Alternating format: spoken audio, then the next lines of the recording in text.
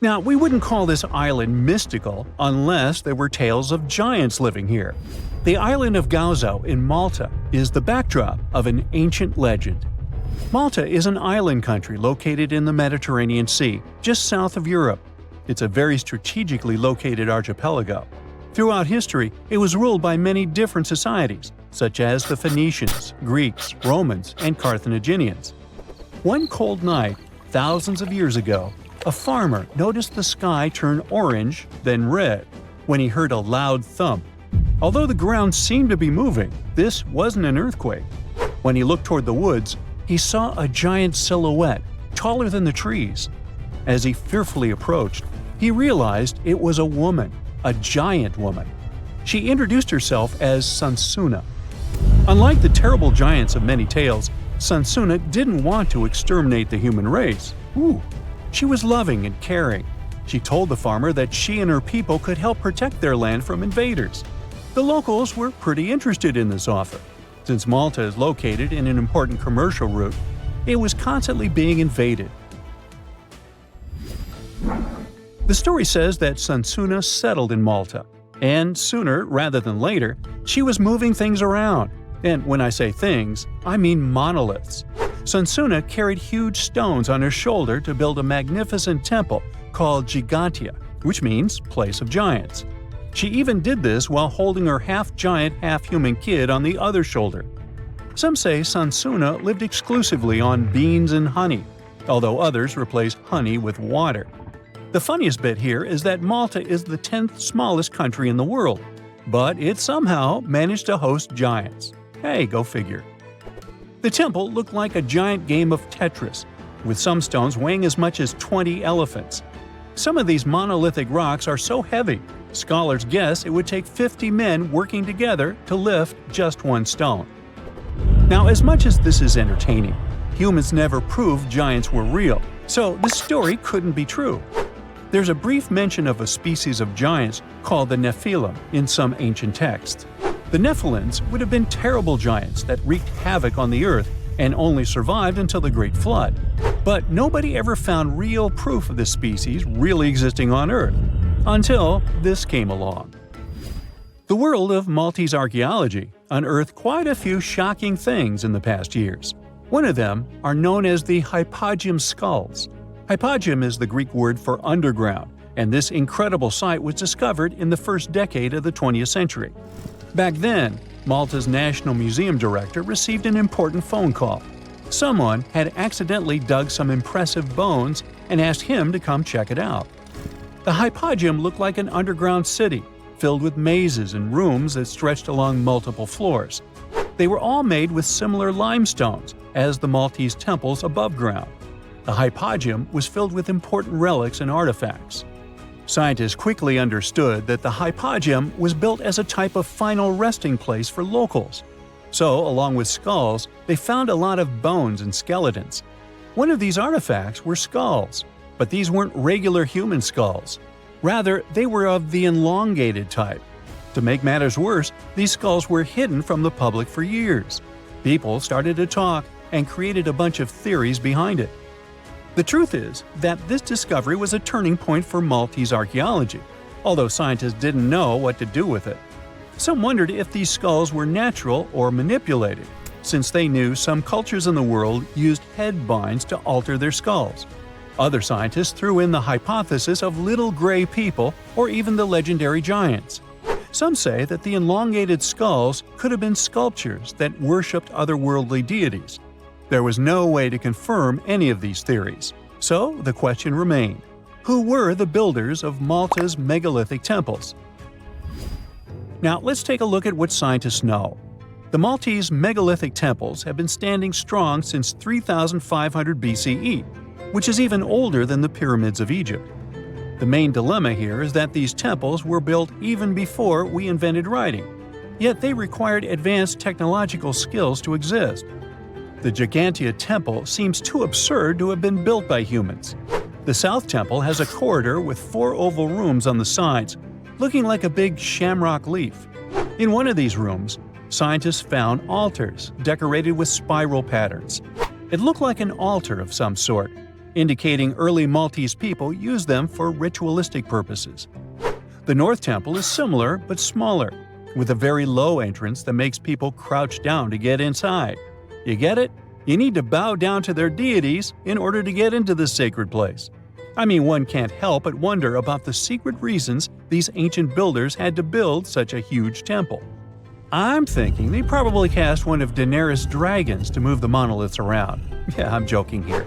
But hey, remember the entrance to King's Landing? Yup, the series used the Medina Gates in Malta as the exterior of King's Landing during Episode 3 of Season 1. Anyways, back to the giants. The ritualistic theory of the whole thing won a few points when archaeologists uncovered these mysterious figures. They're popularly known as fat ladies.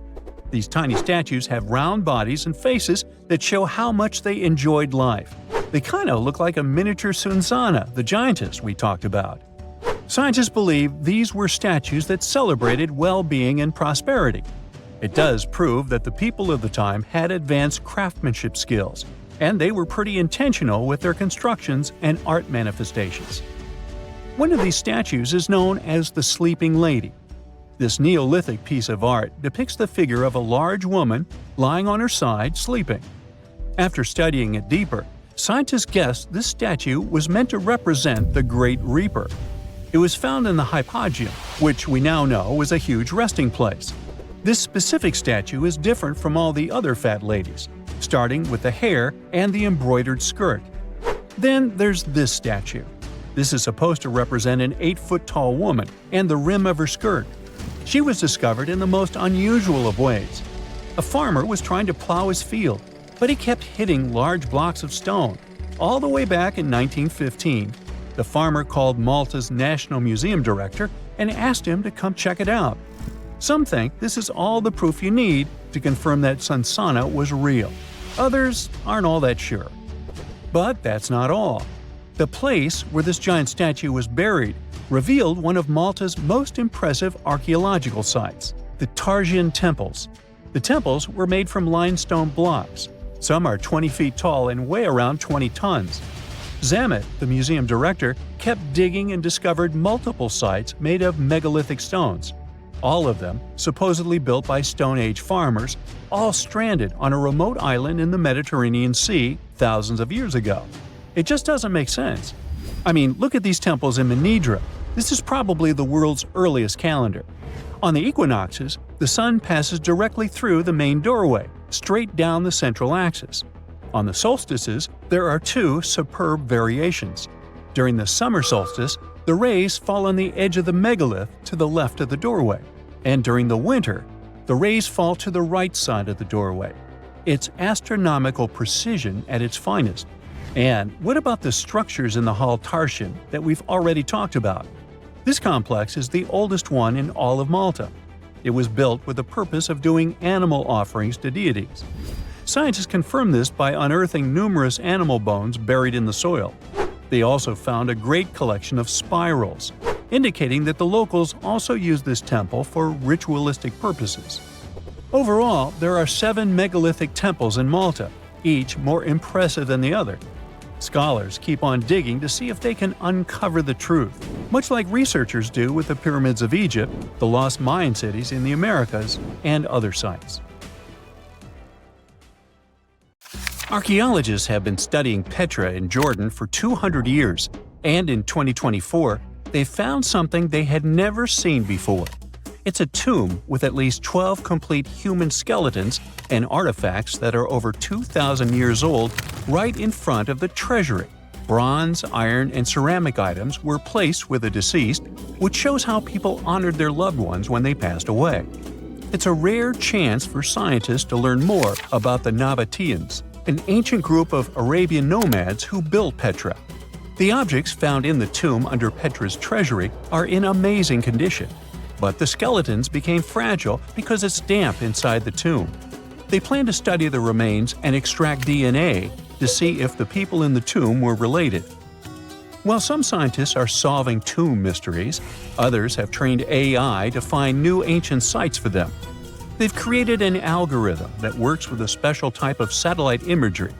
This technique uses radio waves that can peek under things like sand, soil, and even ice to find hidden objects. AI will help search a huge desert on the Arabian Peninsula called the Empty Quarter for archaeological treasures. The lead scientists of the experiment trained the algorithm to recognize hidden locations using data from a site they had found before. The new tech can discover buried structures within 20 inches, which is very precise. Another groundbreaking tech, LiDAR, which means light detection and ranging, helped archaeologists reveal new hidden cities all around the world. LiDAR can see big structures beneath layers of vegetation and map even subtle changes in ancient landscapes. They use it to scan large areas from a small plane flying over places that aren't so easy to study from the ground, like dense jungle. In 2024 alone, they found new Maya settlements in southern Mexico, gardens, roads, and rivers in Ecuador's Amazon rainforest, ancient ruins on the Pacific island of Tonga, and the remains of 2 medieval cities along the Silk Road route in Uzbekistan. Maybe some smart technology can also explain what Marge Simpson is doing on Earth in an ancient Egyptian tomb from 3,000 years ago. The drawing, featuring a woman with yellow-colored skin, a blue crown, and a green outfit, is alarmingly like the famous cartoon character. If you don't see a resemblance here, I hope you'll at least enjoy an amazingly well-preserved necklace with amethyst and agate beads. It's from another recent find from Egypt, an ancient tomb with 11 sealed burials near Luxor. Archaeologists also found 2 copper mirrors, one with a lotus-shaped handle and the second with a unique design of the deity of the sky, women, fertility, and love in ancient Egypt. The hair of the figurine was originally made from almost 4,000 mud beads. Another awesome find from 2024 is an ancient Greek shrine with intact burials, a sarcophagus, and plenty of gold inside. They think it was built before the year 300 before the Common Era, and the marble lions, also found inside, were made from the same marble as the Parthenon in Athens.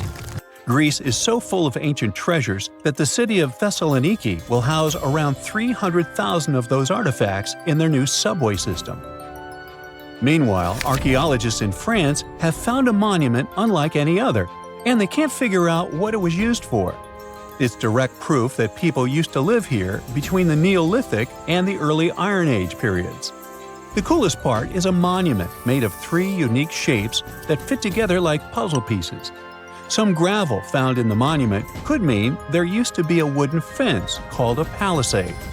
People who built it probably used it for protection or decoration. The team studied the layers of soil around the monument to learn more about its origins. The only tools found so far were sharp flintstones, not the cartoon characters, which were used during the Neolithic period. The next step will be radiocarbon dating to figure out exactly how old the site is.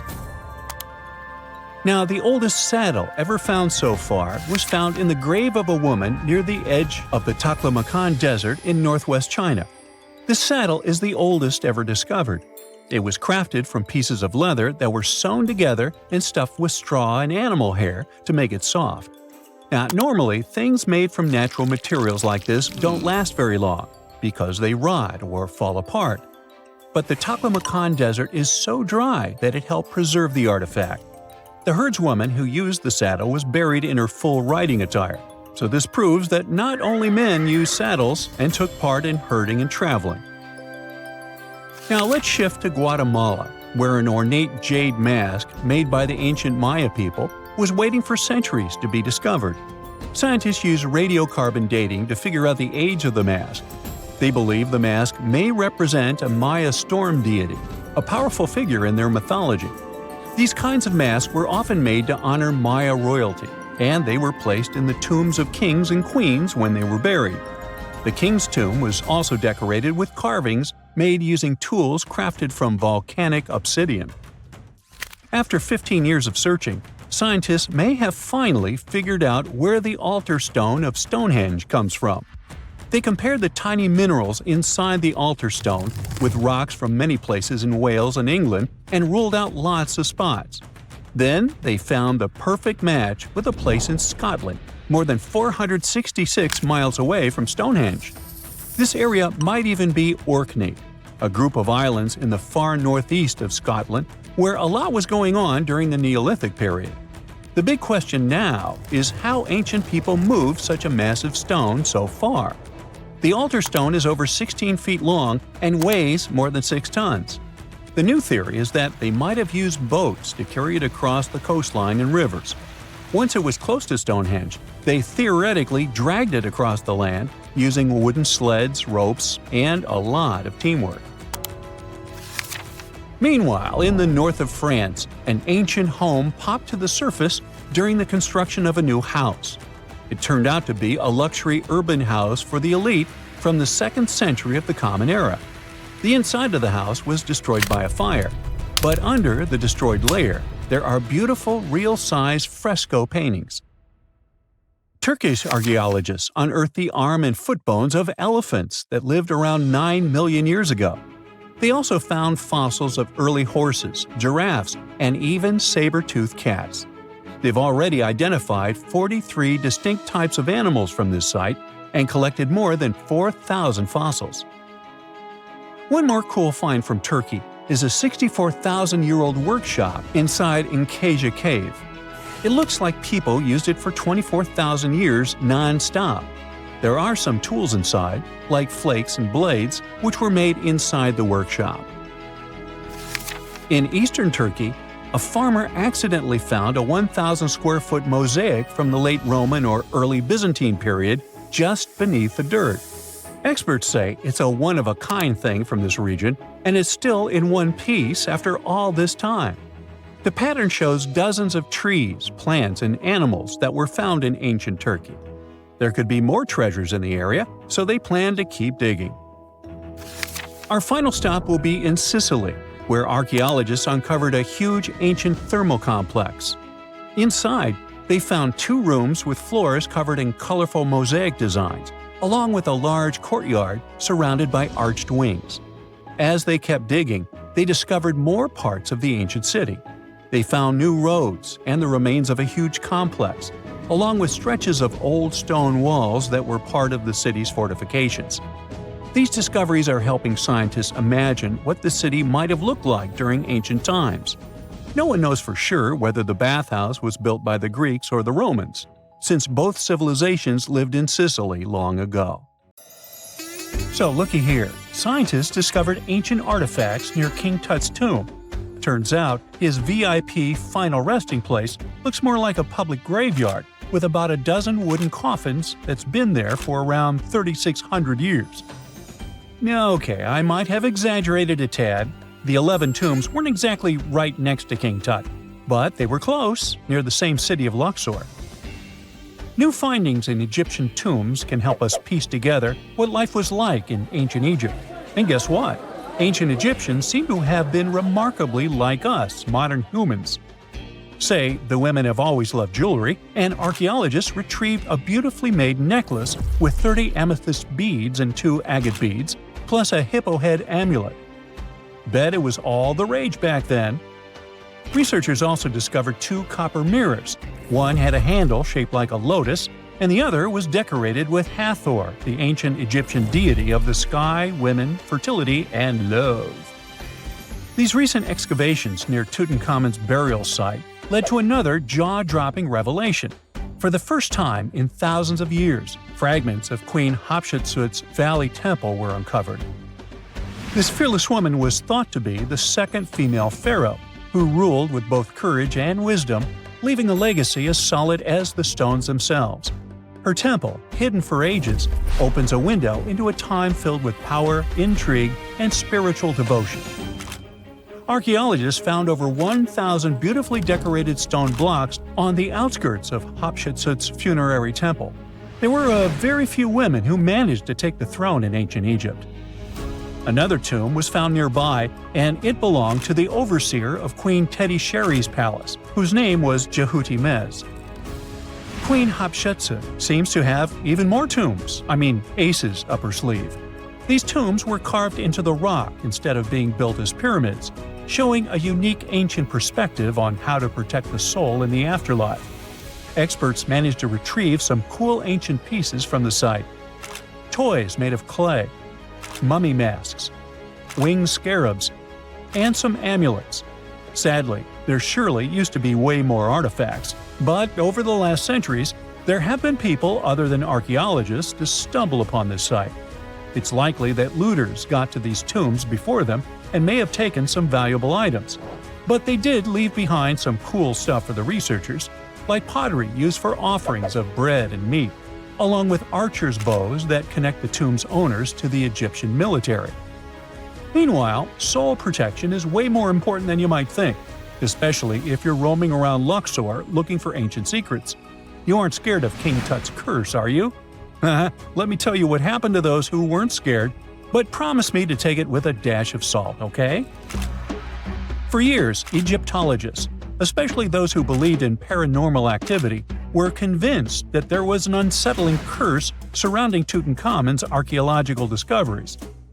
This belief stemmed from the mysterious and untimely demise of several excavators who discovered the tomb in 1922 with no logical explanation for why they passed away. It was just easier to chalk it up to something supernatural and avoid the whole mess. But it turns out it wasn't a curse at all. It was likely the radiation that caused those excavators to perish. Now, you might wonder where the radiation came from. After all, while radioactivity was discovered in the 19th century, ancient Egyptians, despite their impressive pyramids, didn't have any radium lying around to make Tut's tomb glow like crazy. So, what could be the real story? It might have been toxic waste behind it all. Toxic levels of radiation from uranium and hazardous waste have been lurking inside the tomb since it was sealed over 3,000 years ago. The burial chamber of Tutankhamun's tomb reportedly has such high radiation levels that anyone who steps inside could easily end up with a fatal dose of radiation sickness or an incurable condition. By the way, you can have a somewhat similar level of radioactivity if you don't get rid of those moldy dinner leftovers you left to perish in your fridge a month ago. But this radioactivity isn't exclusive to Tutankhamun's tomb. Ancient Egyptian artifacts discovery is rewarding yet dangerous due to unusually high radiation levels in Old Kingdom tombs all over Egypt. Geiger counters have detected radiation at 2 sites near the Giza pyramids, and radon, a radioactive gas, has been found in several underground tombs in Saqqara. Interestingly, experts believe that the builders of these ancient tombs were aware of the toxins, as some eerie warnings were carved into the walls of many tombs. One inscription ominously declared, "They that break this tomb shall meet their end by a malady that no doctor can diagnose." Other ominous phrases like "forbidden," "due to evil spirits," only added to the fear that supernatural curses haunted these ancient sites. Ominous signs have stunned archaeologists since forever, but the fear grew even stronger a century ago with the mysterious passing of Lord Carnarvon, who funded King Tut's excavation in 1922 and reportedly explored the treasure-filled rooms, along with several others who entered the tomb. Arthur Weigall, another British Egyptologist who was present at the tomb's opening and is credited with starting the curse myth, passed away young when he was just in his 50s in 1934. Chances are the condition that made him pass was connected to radiation. In total, 6 out of the 26 people who were there when the tomb was opened met their end within a decade from various causes. Not only X-ray exposure, those reasons include asphyxia, stroke, heart failure, pneumonia, and even poisoning. Well, isn't this getting a little grim? There was one guy who opened the tomb and somehow managed to avoid the infamous curse, Howard Carter, or so it seemed. Some folks pointed to his survival as proof that the curse wasn't real. After digging up the tomb, Carter published several books on the topic and shifted gears from archaeology to dealing in antiquities for various museums. Despite dodging demise or injury, rumors swirled about how the curse may have impacted him in other ways. One of the big stories linked him to Lord Carnarvon's daughter, Evelyn.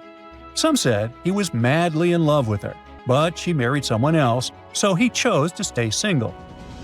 Others claimed they had an affair while she was in Egypt, which ended when her father passed away and she left the country for good. However, there wasn't much evidence to support these stories. Evelyn was just 6 when they met, and they remained friends until his last breath. She was even one of the few attendees at his funeral, but denied any romantic involvement, saying they weren't that close. A year after the revolutionary discovery near King Tut's tomb, Evelyn married politician Sir Brograve Beauchamp and had a daughter. That same year, Beauchamp toured the tomb with his parents, guided by Carter himself. Carter never married and, aside from those posthumous rumors about Evelyn, had no other romantic connections.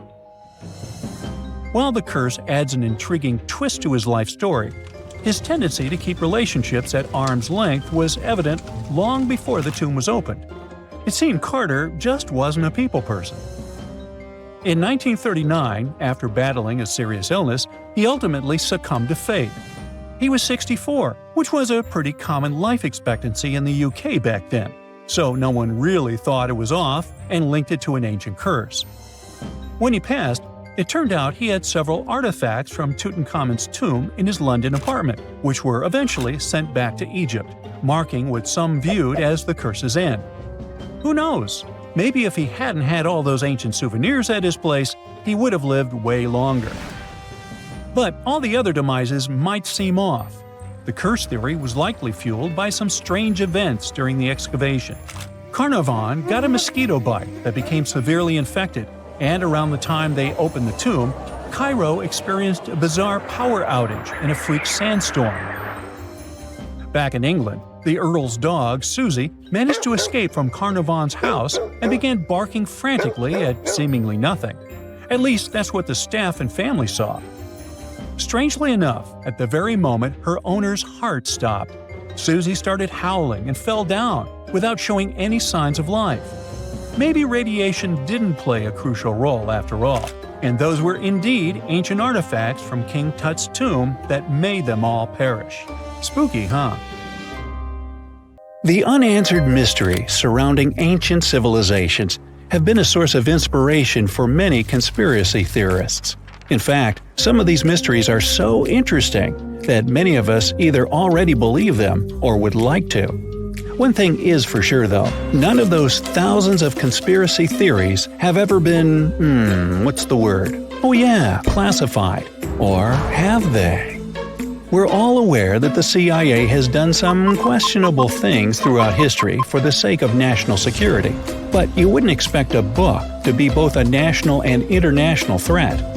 The CIA recently declassified parts of a book that talks about lost ancient civilizations and the catastrophic events that made them vanish thousands of years ago. This mysterious book was written in 1963 by a guy named Chan Thomas, and it was going to be published by Emerson House in 1965 until the CIA got involved. For some mysterious reason, they classified the book, and it was never released to the public until recently. But here's where it gets interesting.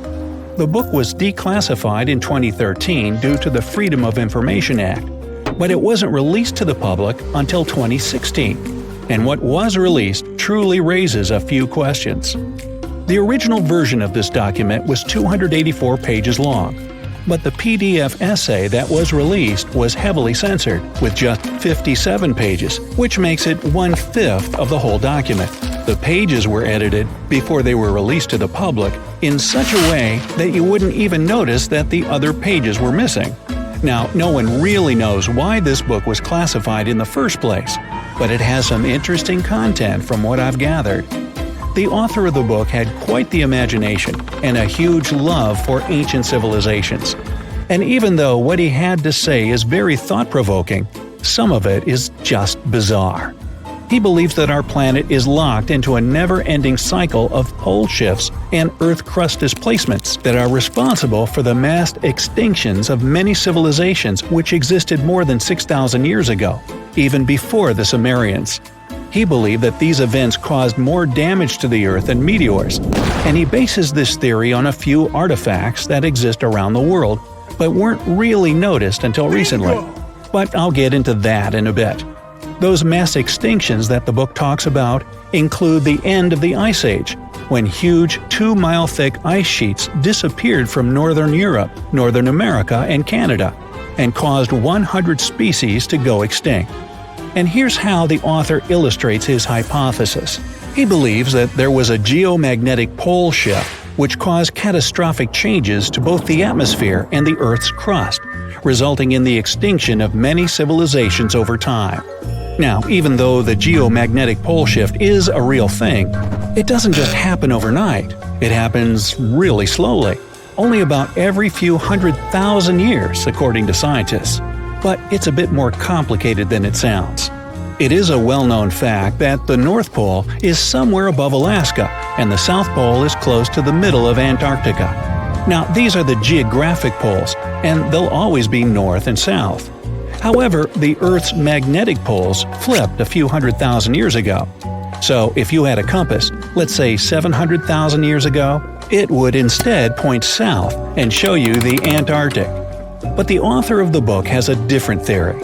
He believed that the flip of the north and south magnetic poles doesn't happen every few 100,000 years, but every 12,000 years, and that this flip occurs in just a few hours, causing a catastrophic apocalypse. He thinks this happens as a result of an explosion inside the Earth's core. This explosion causes the magnetic poles to flip, but it also causes the Earth's crust to move. According to the book, due to these catastrophic events, a lot of the Earth's continents that were submerged underwater rose above sea level in just a few hours. Now, here's where it gets interesting. The author also states that the Peruvian Andes were beneath the ocean before the last pole shift. And even though it seems far-fetched, since the Andes are approximately 22,000 feet above sea level, there was evidence to support that claim in the late 80s. Scientists found whale bones and fossils that are said to be millions of years old on top of the Andes and the Himalayan mountains. It's also suggested in the book that the deep freeze the Earth went through during the Younger Dryas event caused the Gulf Stream to be disrupted, and he points to some interesting evidence to support that theory. Frozen mammoths were found trapped in blocks of ice with food still in their mouths. Now, this is a true mystery, because freezing cold weather is in their nature, and they were among the few animals that could truly survive in the Ice Age. So, what could have caused them to freeze so quickly? Kinda makes you go, doesn't it? The document describes the Great Pyramid of Giza as a true enigma as well. The Pyramid of Giza is made out of 2.5 million stone blocks that are placed on top of each other with great precision. It's close to 750 feet wide and more than 450 feet high. To this day, we're still not able to explain how it was constructed, and it's quite difficult to understand the internal design as well. On the inside, the pyramid has no similarities to the other pyramids, and, despite popular belief, there were no mummies found in any of them. If you think that's a bit weird, wait for the next one. There are absolutely no hieroglyphs found in any of the pyramids, and that goes both ways. What do I mean? There are also no pyramids, or anything that resembles a pyramid, in any hieroglyphs either.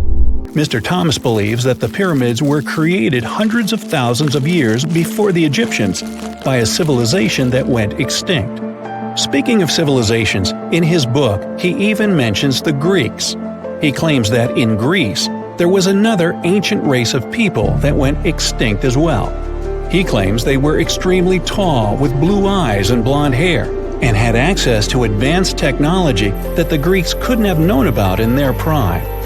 Now, before we drift too far away from the stone blocks, let's talk about another mystery, the temple in Baalbek, Lebanon, and its ginormous foundation blocks. Those stones, which make up the Heliopolis, were also used for the temple in Rome.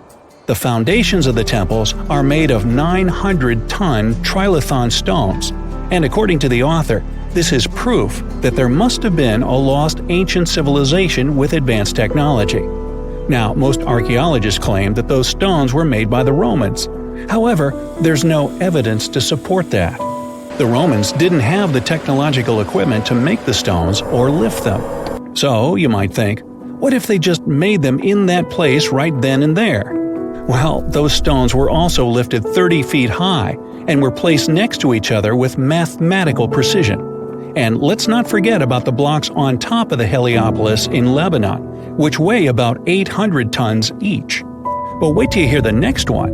The Romans don't even credit themselves for these stones. They claim that they built up the sides, but they don't take credit for the extraordinarily large and heavy foundation stones. The author also makes an interesting point about the distance between the Roman capital and Baalbek in Lebanon. Why would the Romans build the world's largest monolithic stones in such a remote area, and so far away from their capital, and never take credit for it? Well, folks, it's a mystery to me. Now, let's move on to the most intriguing enigma, Easter Island, which is located in the middle of the Pacific Ocean, or nowhere, if you will. The author questions how people found it or even settled in such a remote island that long ago. One of the signifiers of Easter Island are the Moai statues, and the mystery surrounding who they depict and why. What's an even bigger question is how they were created, moved, and positioned in the places they were found. According to this declassified document, Easter Island was part of the now lost continent named Mu, and it was sunk in the Pacific Ocean in a disastrous cataclysm that happened during one of those pole shifts. The continent of Mu, according to the book, was as big as South America, and what we now call Easter Island is just what's left of that continent. The author also believes that this is what happened with the lost city of Atlantis as well. Plato is even quoted about this, saying that the whole city of Atlantis sunk miles beneath the waves within just a day. Even though the whole story sounds very intriguing and makes some interesting points, we know that, scientifically speaking, a cataclysmic pole shift causing entire civilizations to go extinct isn't possible. For centuries, humanity has believed in a linear path of evolution, a slow, steady climb from primitive survival to modern innovation. But what if that story is incomplete? What if the turning points in our development weren't purely natural? Roughly 6 million years ago, an ancestor of modern apes rose to its feet, setting in motion a journey that would eventually lead to Homo sapiens. For hundreds of thousands of years, progress was glacial. We tamed fire, carved basic tools, and lived hand-to-mouth existences. Then, just 20,000 years ago, everything changed. In a span shorter than a blink in evolutionary terms, we went from hunter-gatherers to architects of vast megalithic temples, builders of empires, and eventually, explorers of space. How do we make sense of that? Some argue we can't, not with conventional science alone. This explosion of intelligence and innovation has led to alternative theories. One of the most provocative, that we had help from beings far more advanced than ourselves. Welcome to the world of the Anunnaki. They're more than myth. They're the center of a sprawling theory that suggests humanity's greatest leaps weren't entirely human. According to ancient Sumerian texts, these so-called gods came not from the heavens in a spiritual sense, but from the sky in the most literal way imaginable, another planet. And they didn't just visit, they stayed, they ruled, and perhaps most importantly, they altered us. Long before Egypt erected its pyramids, or Stonehenge crowned the English countryside, the Sumerians were building cities, inventing writing, crafting legal codes, and mapping the stars with uncanny accuracy. Their civilization bloomed in Mesopotamia nearly 7,000 years ago, and it left behind cuneiform tablets that continue to baffle and inspire. These records tell of beings called the Anunnaki, translated as those who came from heaven to earth. They introduced tools, language, agriculture, and even mathematics. But the texts also hint at a darker truth. These beings didn't just uplift humanity. They enslaved it. Why? One word: gold. Ancient records describe massive gold mining operations that predated technological society. But here's the twist. To early humans, gold was worthless. It had no utility, no exchange value, no role in survival. Yet we dug for it with obsessive intensity. According to the Sumerians, the Anunnaki needed gold, not for jewelry, but for survival. Their home planet, Nibiru, was dying. Its atmosphere was decaying, and gold particles, when dispersed in the air, could reflect solar radiation and purify environmental conditions. Earth had gold, lots of it. And so, the Anunnaki came. At first, they did the labor themselves, but mining Earth's crust was exhausting. Frustrated and desperate, they considered a more efficient solution: genetic engineering. If they could merge their DNA with that of early humans, they could create a workforce suited to the task: strong, obedient, and intelligent. Enki, one of the Anunnaki leaders, took the lead. Early experiments were monstrous, deformed hybrids that echo legends of giants, cyclops, and mythic beastlists. Many were destroyed, others abandoned. But eventually, success came. Using one of their own as a surrogate, they implanted a fertilized egg, part Anunnaki, part hominin. The result was a child named Adamu. Sound familiar? To many, Adamu is the precursor to the biblical Adam. The parallels between religious creation stories and Sumerian myth are too sharp to ignore. Created in our image, from clay, the Sumerians were telling a story that would echo through ages, morphing into sacred texts and oral traditions around the globe. Adamu and his descendants became laborers, building a society under Anunnaki rule. But something strange happened. These hybrids didn't just follow. They learned, they questioned, they grew in number and complexity. Eventually, they became us. Here's where the timeline warps. Homo sapiens have existed for over 300,000 years. Yet for most of that time, we were indistinguishable from animals in both behavior and cognition. Then, seemingly overnight, we developed art, architecture, religion, governance, and science. No smooth curve, just a spike. How? Some point to climate shifts or population booms, but others look to Nibiru. Modern astronomers have observed gravitational anomalies beyond Neptune, suggesting the presence of a massive unseen planet. Dubbed Planet 9 or Planet X, it eerily mirrors the Sumerian Nibiru, which they claimed had an elliptical orbit that brought it near Earth every 3,600 years. The timing of historical jumps in human development? It aligned suspiciously well. According to legend, as Nibiru approached Earth, the Anunnaki would return. Some think they never left. Others believe they're watching, waiting. What did they look like? Relics suggest beings 3-4 meters tall, with elongated skulls and high foreheads, features mimicked by ancient civilizations who bound the skulls of their elite. They wore ornate robes, had light skin, and luminous eyes. Their leader was Anu. His sons, Enki and Enlil, managed Earth's operations. The Anunnaki might have left behind more than just myths, hidden knowledge, lost technology, even genetic markers that still echo within our DNA. The idea is unsettling, yet alluring, that our creators may return, that we are not the pinnacle, but the product. And here's another twist. Some researchers argue that humans don't even belong here. In the book, Humans Are Not From Earth, anomalies in our biology are explored.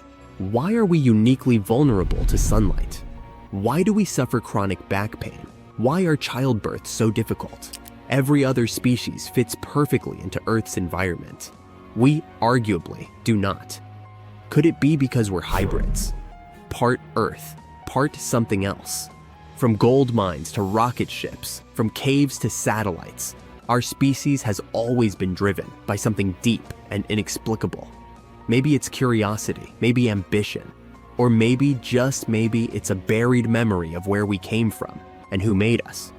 So next time you look up at the night sky, remember, the answers to humanity's origin may not lie beneath our feet, but far above our heads. And the Anunnaki, their story isn't over. It may be just beginning. Egyptian archaeologists made an extraordinary discovery near Cairo just recently. Drumroll, please. The most ancient and most complete mummy yet discovered in the country. Yes, they were keeping it under wraps. The 4,300-year-old mummy was found in a group of tombs close to the step pyramid of Djoser, dating back to the Egyptian Old Kingdom. It was covered in layers of gold.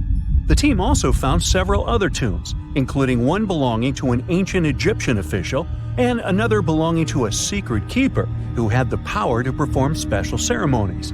Another interesting tomb was that of a writer, which featured the largest statues ever found in the area. This vast burial site is also home to more than a dozen pyramids and resting grounds. Probably one of the most famous mummies in the world is that of Hatshepsut. She ruled Egypt like a boss for around 20 years, building all sorts of impressive buildings and creating new trade routes. But when archaeologist Howard Carter found her tomb in the Valley of the Kings, her sarcophagus was empty. However, Carter did find 2 coffins in another tomb, one of which belonged to Hatshepsut's wet nurse and the other to an unknown woman. In 2006, a team of specialists decided to investigate whether that mysterious lady was the queen herself. They found a molar tooth in a wooden box with Hatshepsut's name on it, and when they compared it to a gap in the mummy's mouth, it was a perfect match. Ramses II was a pretty impressive ruler, but it was his mummy that eventually made history. Now, we don't hear too much about his daddy. Okay, I'll stop. Ramses is considered to be the most powerful pharaoh in all of Egypt, as he reigned for a whopping 6 decades. He also lived to be over 90 years old. Now that's pretty amazing, considering the time he lived in. Ramses II supposedly had over 100 offspring too. Talk about a big family. When he passed away, his body was originally buried in the Valley of the Kings, but some sneaky guys tried to rob his tomb of all his treasures. Officials back in the day weren't having any of that though, so they moved his body to a secret location to keep it safe. Fast forward to the 1800s, and Ramses II's mummy was discovered along with a bunch of other rulers and important officials. But it wasn't in the best condition, so archaeologists flew it to Paris to get it, pampered. Problem was, he couldn't just be transported into another country. The only solution available was to give Ramses II his own passport. His occupation was listed as king, and the document even featured his photo. Most mummies aren't necessarily known for having the most hydrated skin. But that of an ancient woman, also known as Lady Di, proves otherwise. No, not that Lady Di. This wealthy lady from ancient times was discovered in an ornate tomb in 1971, and she looked fabulous, if we can say so about a mummy. Thanks to the special conditions in her tomb, like the moisture in the environment and the lack of oxygen, her body was almost perfectly preserved. Her skin was soft, her hair was on point, and she was still flexible. The museum that now proudly displays her mummy also shows a ton of fancy items that were buried with her, like dinnerware and musical instruments. Archaeologists investigated the mummy further and discovered that she passed away from a heart attack at around 50 years old. Even though it hasn't been around for over 2,000 years, Lady Di is still making history. The mummy of Otzi the Iceman was discovered in the Alps in 1991. Austrian authorities initially thought he was a modern mountaineer because he was so well preserved. Turns out, he was actually from the Copper Age. He was found in a mountain pass over 10,000 feet above sea level. Through studying his mummy, we've learned so much about life in Copper Age Europe. For example, we know that he was a native of Central Europe and enjoyed eating meat. He also suffered from arthritis, narrowing arteries, and intestinal problems. But he likely used acupuncture and medicinal herbs to treat these conditions. And apparently, he was pretty handy with tools.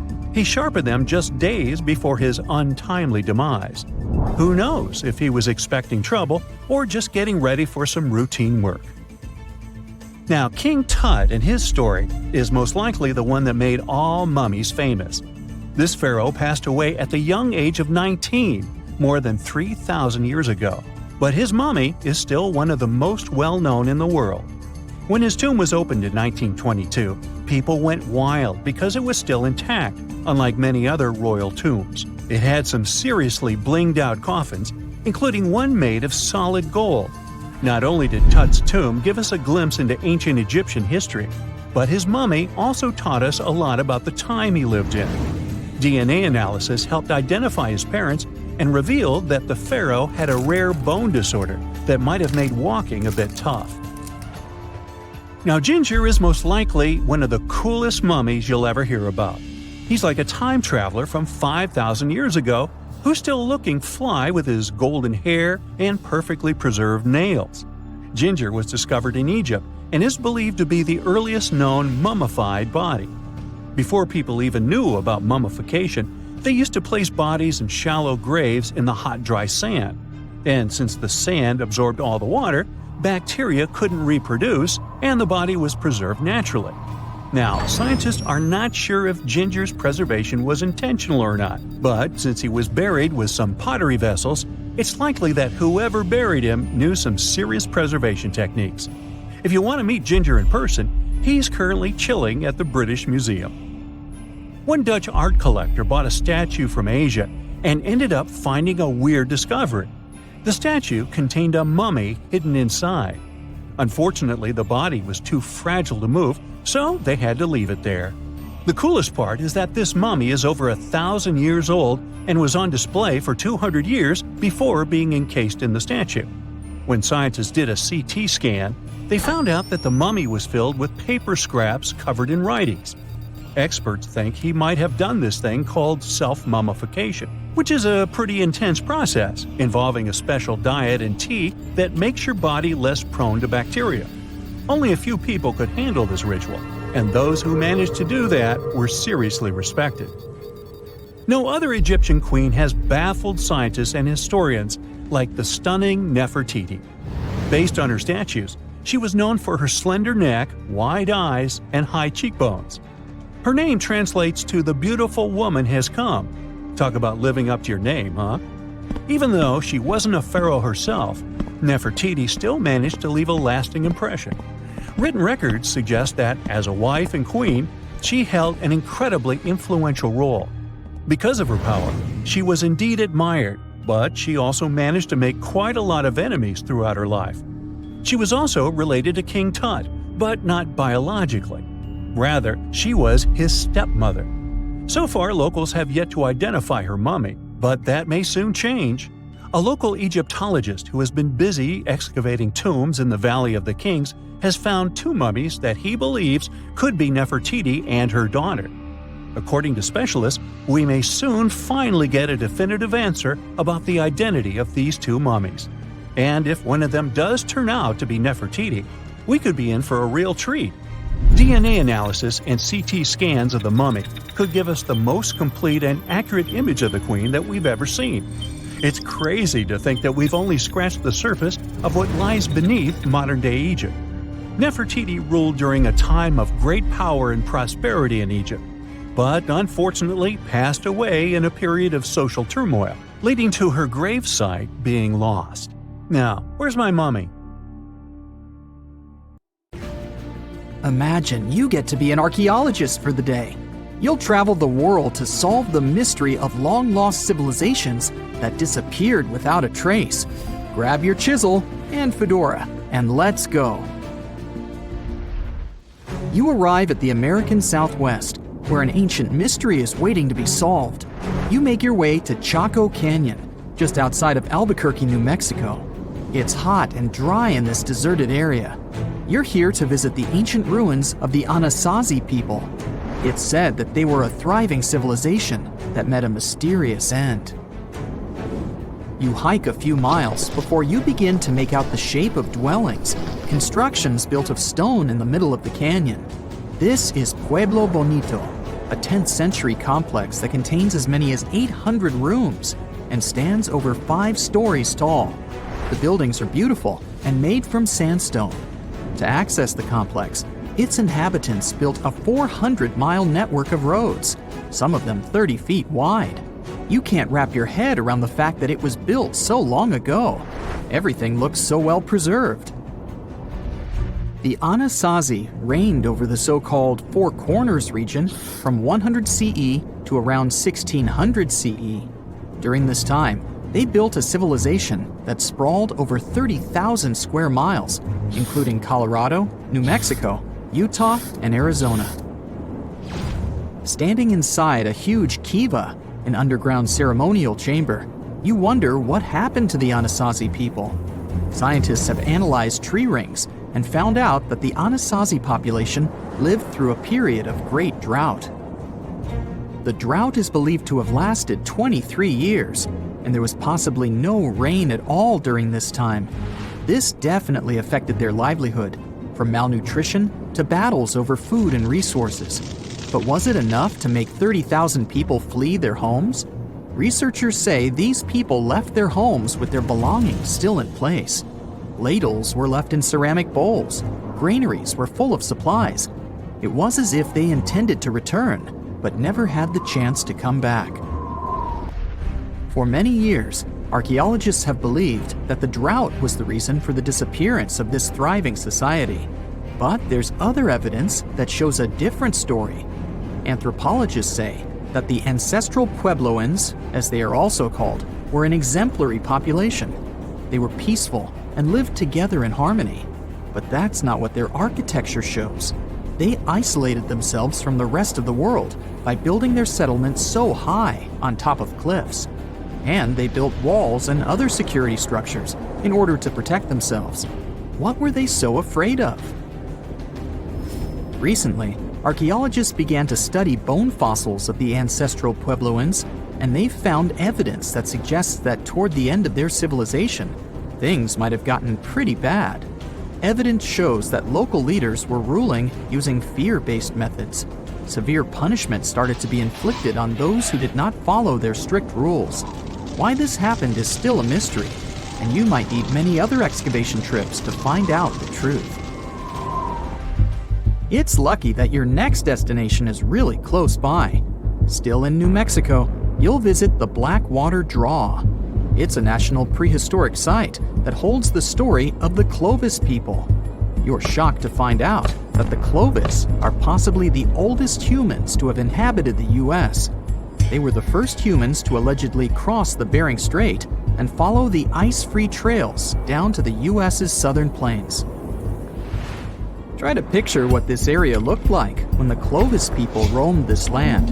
A huge spring-fed lake with mammoths, giant sloths, saber-toothed tigers, and bison much bigger than the ones we have today wandering around. The archaeological site you're visiting shows that the Clovis population were big game hunters. You're able to identify the bones of several mammoths and even the stone tools that our prehistoric ancestors used to hunt them. Some of these date back to 13,000 years ago, aka the end of the last ice age. You're presented with two possible theories on the disappearance of the Clovis population. It's possible that during the final 1,500 years of the last ice age, changes in climate caused a shortage of food. Scientists also believe that this situation was worsened by overhunting.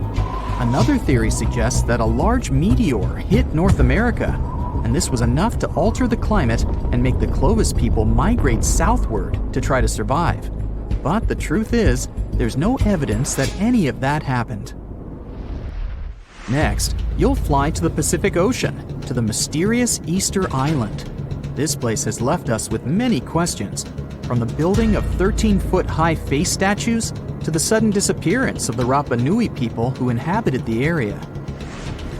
You approach the island at Anakina, a white sandy beach on the island's northern shore. Researchers believe this area was one of the first settlements of the Rapa Nui. You could say you're standing at the end of the world, as you're over 3,000 miles away from South America and 1,000 miles away from the nearest island. Around 800 CE, when the first humans arrived, the island was an oasis. Today, the area is mostly deserted. You get your first clue on the fall of the Rapa Nui from an excavation pit you open at the beach. There's clear evidence of human presence: charcoal, tools, and bones, some of them belonging to rats. Bingo! When humans arrived at Easter Island, they brought along rodent companions. They probably didn't know this at the time, but these rodents would contribute largely to their demise. Rats love palm trees, which helped to deforest the natural vegetation of the island gradually over the years. But there's another clue. Looking into genetic data, you discover that South Americans came into contact with the Rapa Nui around 1722. What might have happened to this population is the same that happened to other more isolated groups. The contact with foreign groups brought about diseases that possibly led to the end of the Rapa Nui. To finish off your trip, you're headed to Cambodia. The country was once home to the Great Khmer Empire from the 9th century CE to the 15th century CE. The ruins of this place are magnificent. Your main excavation site is the Plains of Angkor, built alongside the Mekong River. This huge site was the most important Khmer city at the time. Just FYI, Angkor actually means capital city in the Khmer language. The Khmer were able to build a huge network of roads connecting Angkor with the rest of the empire. And it's believed that up to 1 million people were spread throughout the Khmer Empire at its peak days. It was the largest pre-industrial city in the entire world. It's comparable in size to modern-day Los Angeles, just so you can get an idea. The Khmers were also master builders and engineers. They managed to build a complex irrigation system that helped their rice farming through the centuries. And to connect their cities, they built almost 500 miles of intricate highways and bridges. Oh, and not to mention the complex architecture of their religious buildings, such as Angkor Wat, one of today's most visited tourist sites in Cambodia. It took over 30 years to build, and it spreads over almost 500 acres. Back in the day, its towers were probably decorated with gold, but today, the site is a maze of vine-covered temples.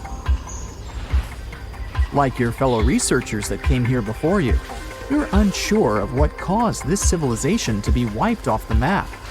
One possible guess has to do with the climate in the region. Strong monsoons might have caused massive floods and severe damage to the infrastructure, especially to the water system the Khmer people heavily relied on to survive. But another reason could have been regional conflict and immigration. Toward the end of the 15th century, the empire started to decline in numbers, and this could have weakened its strong power. You might not go home with many answers, but you've certainly learned a lot, huh? So the idea of panspermia is that life can travel through space naturally, like seeds being spread around the universe. It's been debated for ages, but we didn't have any proof until recently. Now, with new discoveries and research, we're taking it seriously.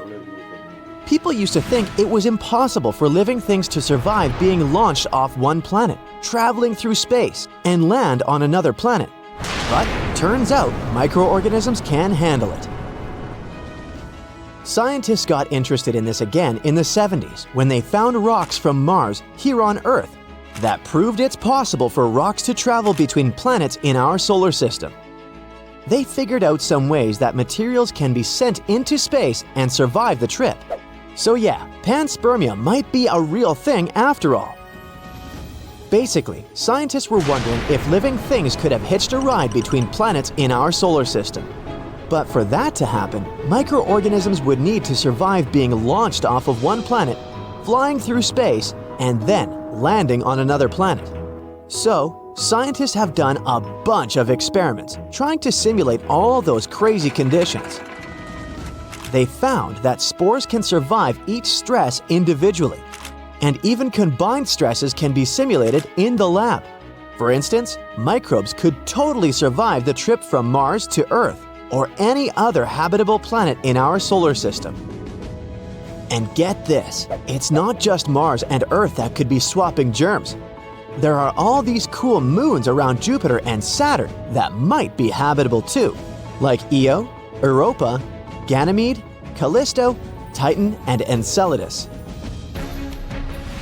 Plus, microbes can survive in space for years with just a little UV protection. Like they could be space superheroes with a dash of sunscreen. And if they're shielded by 6.5 feet of meteorite, they could live for 25 million years up there. That's longer than most marriages last. But wait, it gets crazier. Scientists found microbes on Earth that were brought back to life after 250 million years. That's like finding a fossil and then it jumps up and says, "Surprise!" All these discoveries have changed the game when it comes to finding life on other planets. We used to think life could only exist on cushy Earth-like planets. But now we know that extreme environments are fair game. And with our improved knowledge of these environments, we've been able to develop astrobiology, which is all about studying the origin, evolution, and distribution of life in the universe.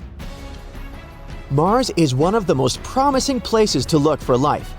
We've found evidence that it used to have an environment similar to Earth, which means life could have flourished there. And get this, scientists found trace amounts of methane in the Martian atmosphere that could be produced by living organisms.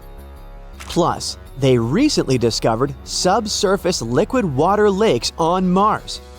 So, maybe there are some Martian microbes chilling down there. Europa is another exciting prospect. It has a subsurface ocean that could support life similar to Earth's deep ocean hydrothermal vents or the Antarctic lake Vostok. And Enceladus has hydrothermal vents on its subsea floor and high-speed jets of water vapor and organic-rich particles gushing out from its southern region. So who knows what kind of alien creatures are lurking out there? Bottom line, space is wild and full of surprises. Who knows what kind of crazy stuff we'll find next? Yeah, that long explanation was all about panspermia. But that's definitely not the only theory about the origins of life in space. There's just panspermia theory, but there's also directed panspermia. This theory is a bit crazy though. It suggests that life on Earth was deliberately seeded by an advanced extraterrestrial civilization.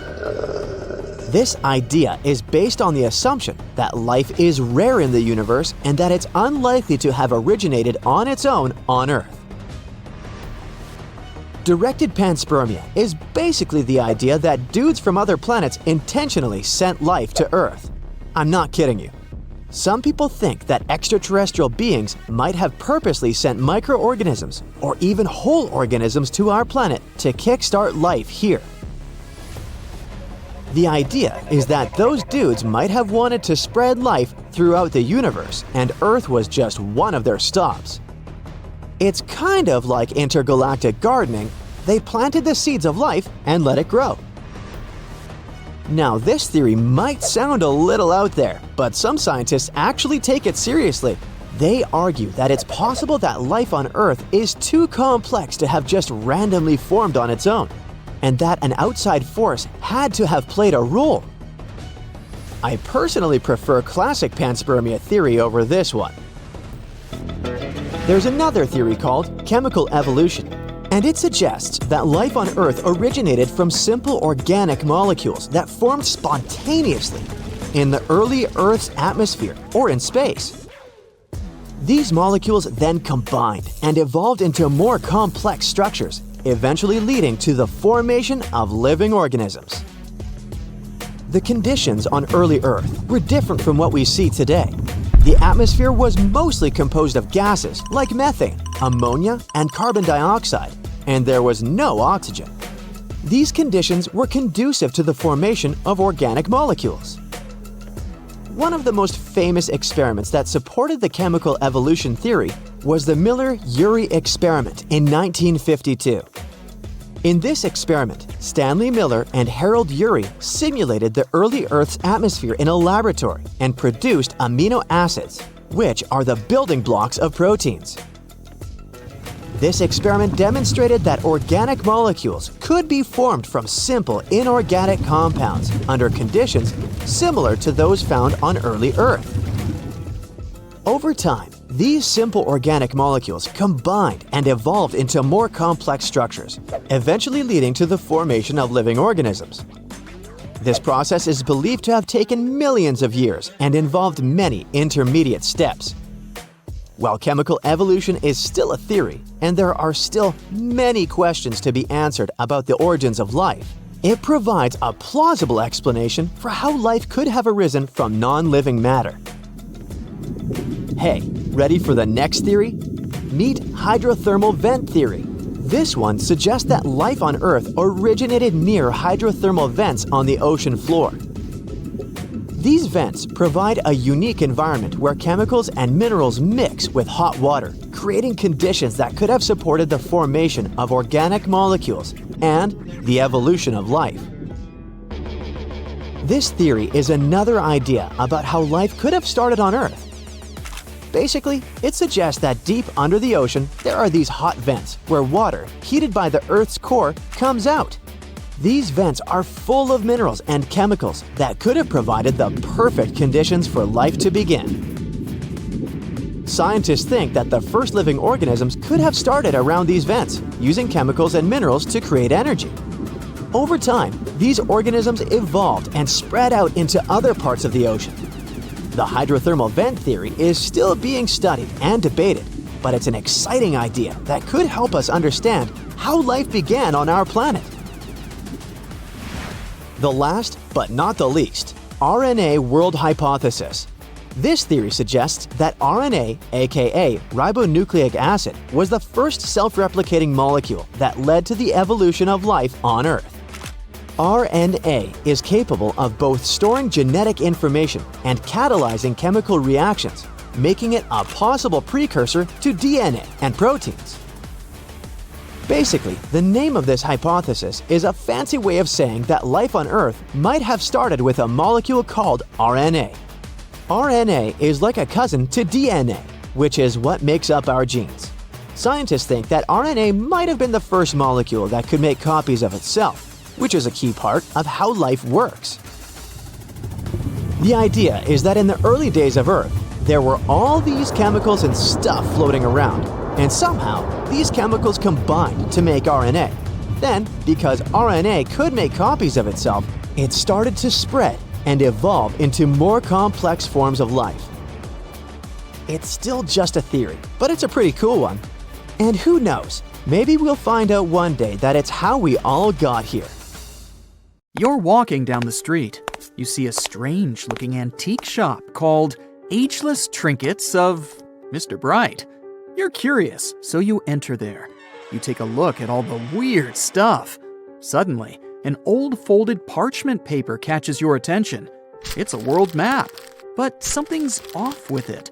Instead of showing the countries as you know them, it shows the locations of 4 mythical lost worlds and civilizations.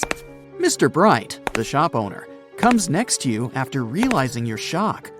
This map won't let you find these places or anything, but I can explain to you the legends behind them if you want, he says. Let me begin with Atlantis.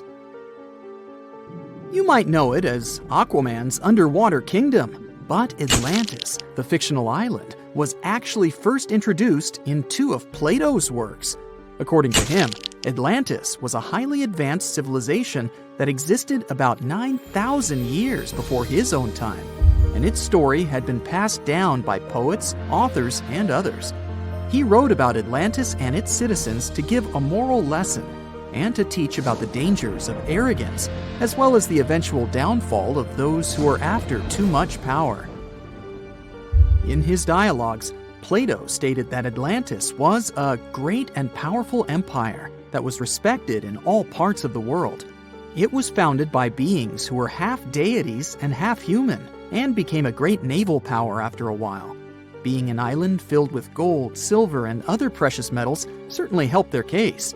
But besides that, it was also known for its breathtaking architecture and state-of-the-art technology, as well as its countless rare and exotic wild animals. Atlanteans were proud of their great achievements and the perfection of their civilization, but their excessive pride was going to bring their downfall. They believed they were so superior that they could gain control over any nation. This led them to launch a series of invasions. They conquered many of the Mediterranean lands, but when it was time to enter Athens, Athenians pushed back with an extraordinary force, so the Atlanteans were finally defeated. Plato stated that deities then got angry at Atlanteans because of how wicked, greedy, and immoral they became. So they punished them by sending earthquakes, which caused Atlantis to sink beneath the sea. Although the earliest written records of Atlantis were Plato's works, some people still believed his story to be based on truth and tried to identify the island of Atlantis with actual countries. Some people suggested it may have been located in the Mediterranean Sea, near the coast of Spain or Italy. Others thought it may have been located in the Caribbean, off the coast of Central or South America, but there was no solid evidence to support any of these claims. One theory, in particular, seemed more plausible than the others, though. Located in the Aegean Sea, the island of Santorini was the home of a highly advanced Minoan society. However, due to a huge volcanic eruption, it was destroyed about 3,600 years ago, causing the Minoan civilization to suddenly disappear. These similarities between the fictional Atlanteans and the historical Minoans made Santorini a good candidate for the speculations. Yet again, there were still major flaws with it, such as how the time when Plato said Atlantis was destroyed doesn't coincide with the time of Santorini's eruption. So Atlantis still continues to be regarded as nothing more than a popular legend in the scientific world. Now, let's move toward the northeast direction on the map, Mr. Bright says. According to Celtic Breton mythology, there once was a magnificent city called Ys, also known as Caris, that towered over Douarnenez Bay in France's Brittany region. It was the most wealthy city in the entire Atlantic. It was especially famous for its beautiful gardens and buildings, and its citizens were all living comfortably and happily there. Dahut, who was King Bradlaughn's daughter in Breton legends and literature, had a deep love for the sea. She begged her father to build a city at the edge of the sea, and that is how the city of Ys was established. Little did she know that she would be the one responsible for the destruction of her father's beloved gift. You see, since the city was surrounded by the sea, it needed to be protected by a dike equipped with floodgates, and these gates could only be opened at low tide. And the only one who had the keys to these gates was the king himself. One day, a handsome red knight arrived at the city, but couldn't pass the gates. Dahut was so taken by him that she wanted to let him in. She knew that her father was the keeper of the only key to the city, so she sneaked into his room and stole it from him. Then she gave it to the Red Knight so that he could enter the city and they could be together. However, the Red Knight turned out to be the Prince of Darkness, and he intentionally left the gate open to the raging sea. The waves soon swallowed all of Ys. King Bradlaugh was able to escape on his magical horse, but Dahut couldn't. She turned into an evil mermaid who lured sailors into the sea. Today, if you go to Quimper, a city in Brittany, northwest France, you can find the statue of King Bradlaugh riding on his horse.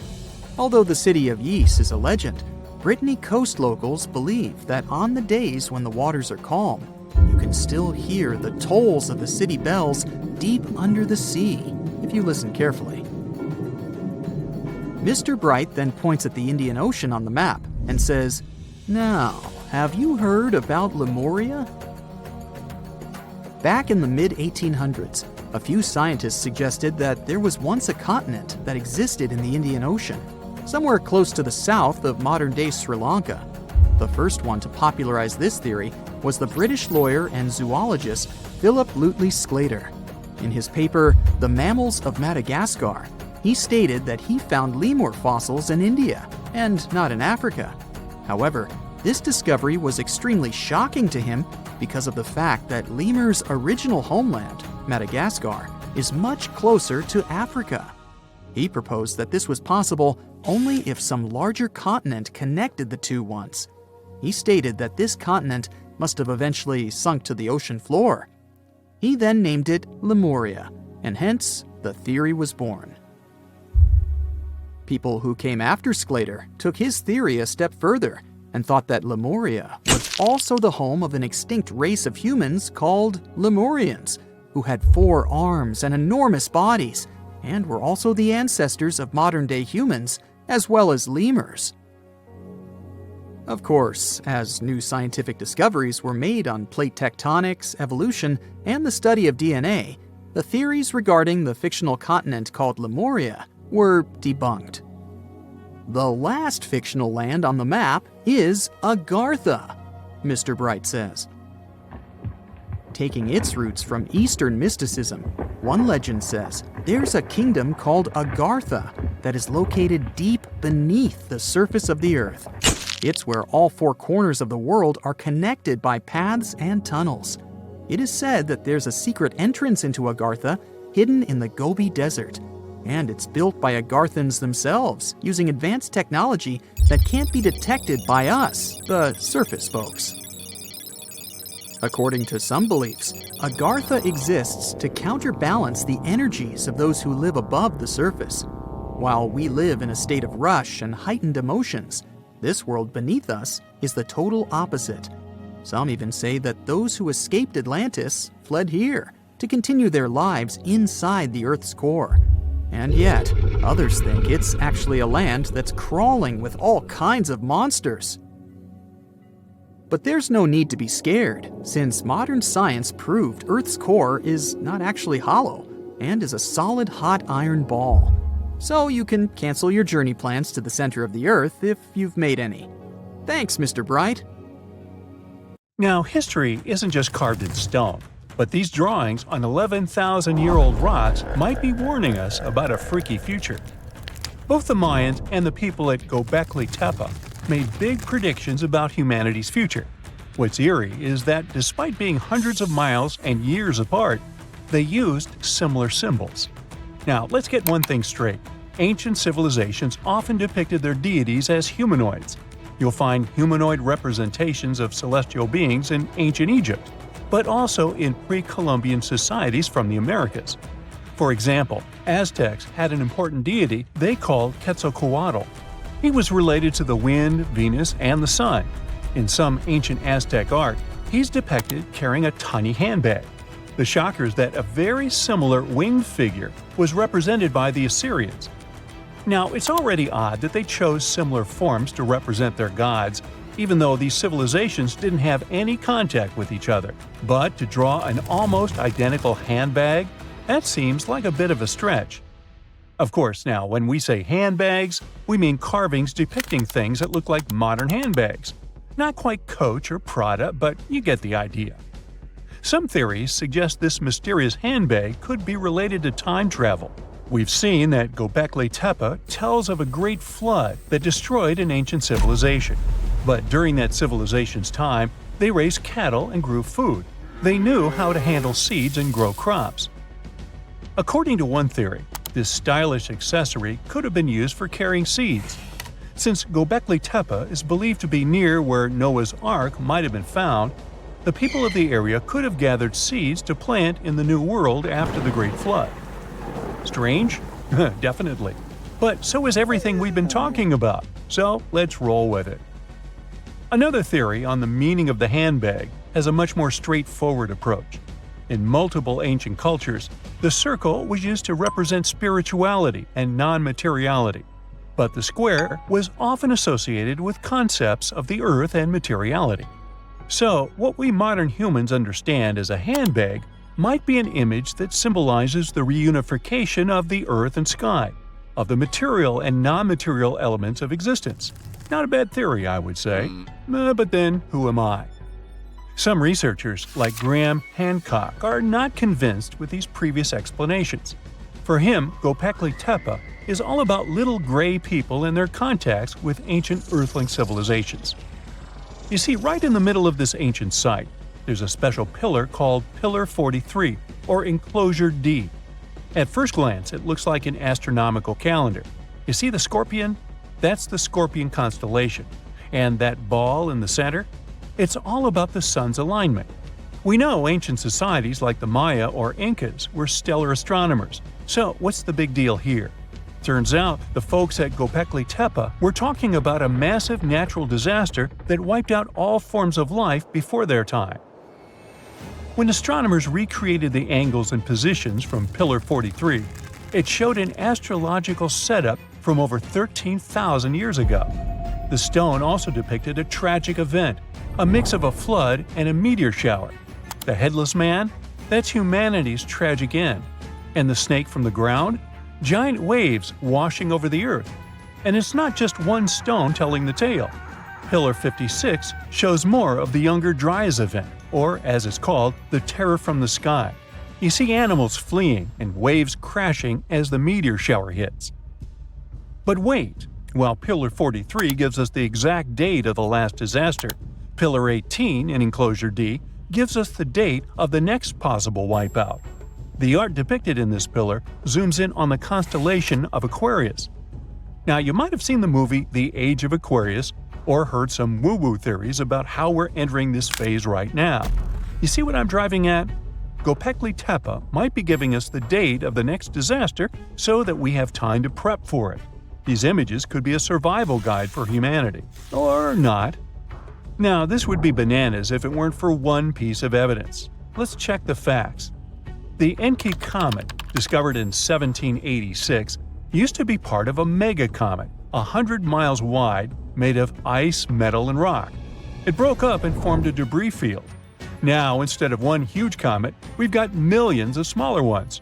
When the Earth passed through that debris, the folks at Göbekli Tepe saw a firestorm of comets, all coming from the Aquarius constellation, just like on Pillar 43.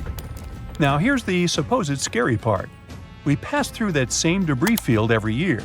If you're watching this in September, October, or November, we're flying through it right now. It could happen that these debris fall onto the surface of the Earth all over again, repeating history. But so far, that's just a theory. The mind-boggling question is, how did the people at Göbekli Tepe know about an event that happened before they were all born? In 2019, excavations kicked off at Karan Tepe, about 40 miles from Göbekli Tepe. But research suggests it might have been settled even earlier. Göbekli Tepe seems to have been a place of worship or an observatory, but Karahan Tepe shows signs of a structured society. Excavations at Karahan Tepe reveal artifacts like intricate carvings, tools, and even possible remnants of buildings.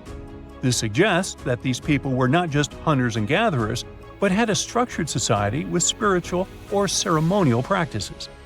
In 2020, researchers started unearthing several other settlements in the area, indicating that Göbekli Tepe was part of a huge metropolis.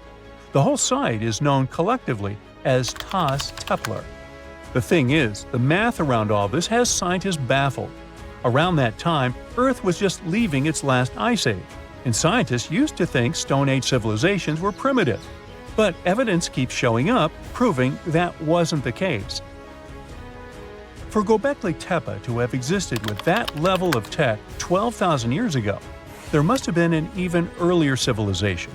That kind of tech doesn't just pop up out of nowhere.